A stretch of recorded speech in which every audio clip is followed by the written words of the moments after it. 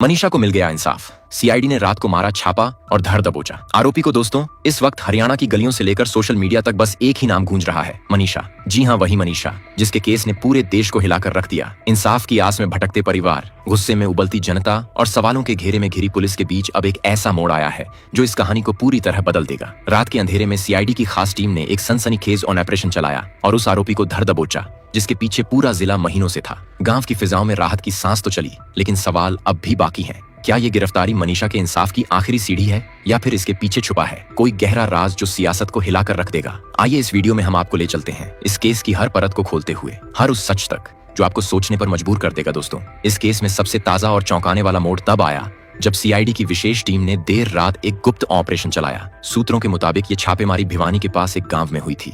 रात के सन्नाटे को चीरते हुए सीआईडी की टीम ने उस आरोपी को पकड़ लिया जिसे पकड़ने के लिए महीनों से पुलिस और जांच एजेंसियां जूझ रही थीं। जैसे ही ये खबर फैली, पूरे जिले में हड़कंप मच गया। गांव में जहां पहले गुस्सा और मायूसी थी, वहां अब लोग एक दूसरे को बधाई दे रहे हैं मानो कोई त्योहार आ गया हो। बच्चे, बूढ़े, जवान, हर कोई यही कह रहा है कि आखिर इंसाफ की जीत हुई। सूत्रों का कहना है कि आरोपी ने शुरुआती पूछताछ में कई बड़े खुलासे किए। उसने बताया कि इस मामले के पीछे सिर्फ निजी रंजिश नहीं थी, बल्कि कुछ ऐसे लोग भी शामिल थे जिनके नाम सामने आने पर सियासी तूफान मच सकता है। सीआईडी अब इन नामों की तह तक जाने के लिए दिन रात पूछताछ कर रही है। खबर यह भी है कि पूछताछ के दौरान आरोपी भावुक हो गया और उसने अपने गुनाह कबूल कर लिए। हालांकि सीआईडी ने अभी तक कोई आधिकारिक बयान नहीं दिया। सूत्रों का दावा है कि जल्द ही इस केस की परतें खुलेंगी और सच सामने आएगा। लेकिन सवाल ये भी उठ रहा है कि जब ये केस सीबीआई के पास था तो सीआईडी ने ये कार्रवाई कैसे की? क्या इसके पीछे कोई सियासी दबाव था या फिर सीआईडी ने सीबीआई की जांच को और मजबूत करने के लिए ये कदम उठाया? जिला प्रशासन ने इस गिरफ्तारी के बाद सुरक्षा बढ़ा दी है। मनीषा के घर के बाहर भारी पुलिस बल तैनात है और मीडिया चैनल दिन रात लाइव कवरेज कर रहे हैं। लोग टीवी और मोबाइल पर आंखें गड़ाए बैठे हैं ये जानने के लिए कि आखिर इस केस का असली सच क्या है। सोशल मीडिया पर #JusticeForManisha ट्रेंड कर रहा है।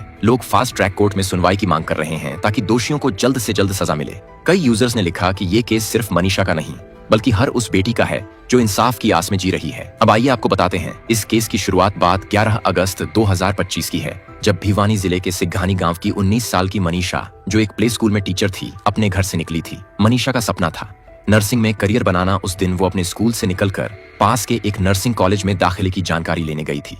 लेकिन उस दिन मनीषा घर वापस नहीं लौटी। उसका फोन बंद हो गया। परिजनों ने पहले सोचा कि शायद वो कहीं रुक गई होगी, लेकिन जब घंटे बीत गए और मनीषा का कोई अता पता नहीं चला तो परिवार की बेचैनी बढ़ने लगी। मनीषा के पिता संजय ने तुरंत पुलिस को संपर्क किया, लेकिन उनकी शिकायत को गंभीरता से नहीं लिया गया। पुलिस ने कहा कि शायद मनीषा कहीं चली गई होगी और जल्द लौट आएगी। लेकिन 13 अगस्त को एक खेत में मनीषा की बॉडी मिली। ये खबर जंगल की आग की तरह फैल गई और पूरे इलाके में सनसनी मच गई। पुलिस ने शुरू में दावा किया कि मनीषा ने खुद अपनी जिंदगी खत्म कर ली थी। उनके मुताबिक मनीषा के पास एक बैग मिला जिसमें एक नोट था, उनकी आधार कार्ड और कुछ दस्तावेज थे। पुलिस ने यह भी कहा कि मनीषा ने पास की एक दुकान से कीटनाशक खरीदा था और उनके शरीर में उसी कीटनाशक के निशान मिले। भिवानी के पुलिस अधीक्षक सुमित कुमार ने मीडिया को बताया कि पोस्टमार्टम में कोई यौन उत्पीड़न के सबूत नहीं मिले और सारी बातें आत्मदाह की ओर इशारा कर रही थीं।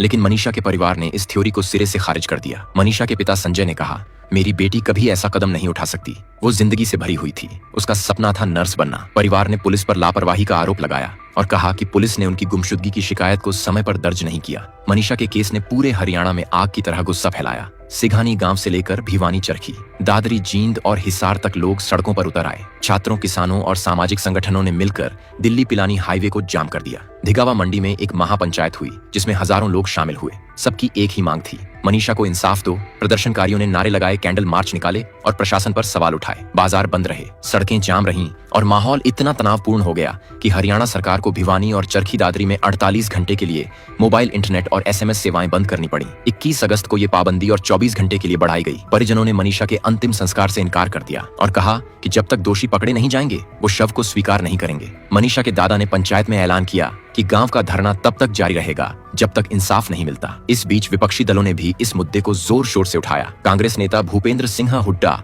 और दीपेंद्र सिंह हुड्डा ने सरकार पर कानून व्यवस्था की स्थिति को लेकर निशाना साधा। उन्होंने कहा कि ये मामला हरियाणा में महिलाओं की सुरक्षा के लिए एक बड़ा सवाल खड़ा करता है। लोगों के गुस्से और दबाव को देखते हुए हरियाणा के मुख्यमंत्री नायब सिंह सैनी ने 19 अगस्त 2025 को ऐलान किया कि मनीषा के केस की जांच सीबीआई को सौंपी जाएगी। उन्होंने कहा, हमारी बेटी मनीषा और उनके परिवार को इंसाफ दिलाने के लिए सरकार और पुलिस पूरी गंभीरता से काम कर रही है। मैं खुद इस मामले की हर अपडेट ले रहा हूँ। परिवार की मांग पर मनीषा का तीसरा पोस्टमार्टम दिल्ली के एम्स में हुआ, क्योंकि पहले 2 पोस्टमार्टम भिवानी और रोहतक PGIMS में के नतीजों पर परिवार को भरोसा नहीं था। 21 अगस्त को मनीषा का अंतिम संस्कार उनके गांव ढाणी लक्ष्मण में हुआ, जिसमें हजारों लोग शामिल हुए। दोस्तों, इस केस में एक और चौंकाने वाला मोड़ तब आया जब लॉरेंस बिश्नोई गैंग ने सोशल मीडिया पर एक पोस्ट डालकर दावा किया। गैंग ने कहा कि अगर हरियाणा पुलिस मनीषा के दोषियों को पकड़ने में नाकाम रही तो वो खुद कार्रवाई करेंगे। इस पोस्ट ने पूरे मामले को और जटिल कर दिया। लॉरेंस बिश्नोई जो जेल में है और उनके कनाडा में रहने वाले साथी गोल्डी ढिल्लों ने ये धमकी दी। हालांकि पुलिस ने इसे गंभीरता से नहीं लिया, लेकिन इसने जनता का ध्यान और खींचा। हालांकि मनीषा के परिवार ने CID की गिरफ्तारी को इंसाफ की दिशा में पहला कदम बताया। मनीषा की मां ने मीडिया से कहा, अब मेरी बेटी की आत्मा को शांति मिलेगी, बशर्ते दोषियों को सख्त सजा दी जाए। मनीषा के पिता संजय ने भी कहा कि वो तब तक चैन से नहीं बैठेंगे जब तक सभी दोषी सलाखों के पीछे नहीं होंगे। गांव में लोग एक दूसरे को बधाई दे रहे हैं, मानो कोई त्योहार हो। बच्चे, बूढ़े, जवान, हर कोई यही कह रहा है कि आखिर इंसाफ की जीत हुई। सोशल मीडिया पर #JusticeForManisha ट्रेंड कर रहा है। लोग फास्ट ट्रैक कोर्ट में सुनवाई की मांग कर रहे हैं ताकि दोषियों को जल्द से जल्द सजा मिले। कई यूजर्स ने लिखा कि मनीषा का केस हरियाणा ही नहीं, पूरे देश की अंतरात्मा को झकझोर गया है। कुछ ने सरकार पर सवाल उठाए कि आखिर इतने दिन क्यों लगे। इस गिरफ्तारी में इस केस ने हरियाणा की सियासत को भी गरमा दिया है। विपक्षी नेता लगातार सरकार पर हमलावर हैं। कांग्रेस की नेता कुमारी सैलजा ने कहा कि अगर पुलिस ने शुरू में ही गंभीरता दिखाई होती तो शायद मनीषा आज जिंदा होती। नेता अभय चौटाला ने इसे सरकार की नाकामी बताया और कहा कि बेटी बचाओ, बेटी पढ़ाओ जैसे नारे अब खोखले लगते हैं। दूसरी तरफ मुख्यमंत्री नायब सिंह सैनी ने वादा किया कि कोई भी दोषी बख्शा नहीं जाएगा। जिला प्रशासन ने भी सुरक्षा बढ़ा दी है ताकि कोई बवाल न हो। मनीषा के घर के बाहर भारी पुलिस बल तैनात है और मीडिया चैनल दिन रात लाइव कवरेज कर रहे हैं। मनीषा के केस में पोस्टमार्टम की रिपोर्ट्स ने भी कई सवाल खड़े किए। भिवानी और रोहतक में हुए पहले 2 पोस्टमार्टम में कीटनाशक की मौजूदगी की बात कही गई, लेकिन परिवार ने इन नतीजों पर भरोसा नहीं किया। तीसरा पोस्टमार्टम दिल्ली के एम्स में हुआ, जिसके बाद परिवार ने अंतिम संस्कार के लिए सहमति दी। लेकिन कुछ मीडिया रिपोर्ट्स में दावा किया गया कि मनीषा की बॉडी पर कुछ चोटें थीं जो जानवरों के हमले से हो सकती थीं। पुलिस ने साफ किया कि कोई सर्जिकल चोट या केमिकल का इस्तेमाल नहीं हुआ। फिर भी इन बातों ने केस को और रहस्यमयी बना दिया। मनीषा केस में सोशल मीडिया की भूमिका भी अहम रही। एक तरफ जहां #JusticeForManisha ने लोगों को एकजुट किया, वहीं भिवानी पुलिस ने 10 सोशल मीडिया अकाउंट्स के खिलाफ FIR दर्ज की जो गलत और भड़काऊ खबरें फैला रहे थे। पुलिस ने कहा कि ऐसी खबरें कानून व्यवस्था को बिगाड़ सकती हैं। एक वायरल वीडियो में हिसार चुंगी इलाके में कैंडल मार्च के दौरान फायरिंग और गाली गलौज की घटना भी सामने आई, जिसने माहौल को और गर्मा दिया। दोस्तों, CID की गिरफ्तारी के बाद अब सबकी नजर इस बात पर है कि क्या ये केस पूरी तरह सुलझ जाएगा। सूत्रों का कहना है कि आरोपी ने पूछताछ में कई बड़े नाम उजागर किए हैं, लेकिन CID ने अभी तक कोई आधिकारिक बयान नहीं दिया। दोस्तों, अब इस केस की सुनवाई फास्ट ट्रैक कोर्ट में हो सकती है। कई वकीलों ने ऐलान किया है कि वो मनीषा के परिवार की मुफ्त में पैरवी करेंगे। जिला प्रशासन ने भी वादा किया है कि इस मामले में कोई डील नहीं बरती जाएगी। लोग टीवी और मोबाइल पर आंखें गड़ाए बैठे हैं, ये जानने के लिए कि आखिर मनीषा के साथ हुआ क्या था और इसके पीछे असली साजिश क्या थी। दोस्तों, मनीषा सिर्फ एक नाम नहीं थी, वो एक ऐसी बेटी थी जिसके सपने पूरे हरियाणा की बेटियों के सपनों को दर्शाते थे। उसकी जिंदगी का हर पल एक नई उम्मीद की तरह था। वो अपने परिवार की इकलौती बेटी थी जिसे माता पिता ने बड़े लाड़ प्यार से पाला था।